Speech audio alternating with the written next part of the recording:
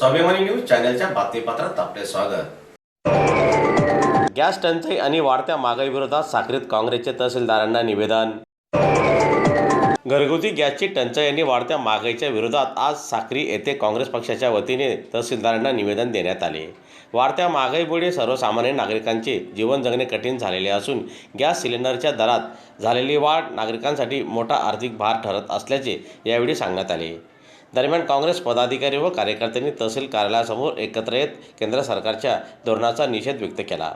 तसेच घरगुती गॅसची टंचाई तात्काळ दूर करावी, गॅस सिलेंडरचे दर कमी करावेत आणि महागाईवर नियंत्रण आणण्यासाठी प्रभावी उपाययोजना कराव्यात अशी मागणी निवेदनाद्वारे करण्यात आली असून यावेळी निवेदन देण्यासाठी काँग्रेसचे पदाधिकारीसह कार्यकर्ते मोठ्या संख्येने सहभागी झाले होते।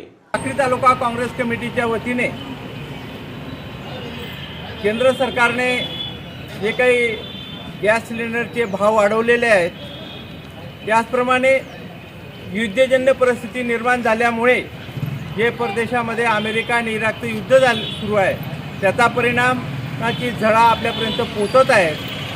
गॅस दरवाढ होत आहे, काही कृत्रिम टंचाई होत आहे, लोकांना गॅस सिलेंडर मिळत नाही, ऑनलाईन नोंदणी होत नाही।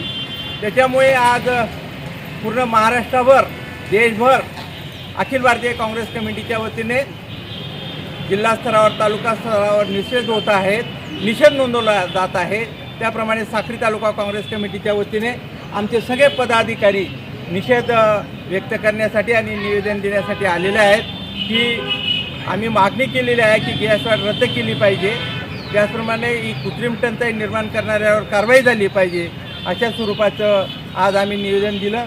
हे निवेदन शेतीमालाला भाव रास्त मिळाला पाहिजे, भाजीपाल्याला भाव मिळाला पाहिजे, यासाठी आम्ही आज आलेलो होतो।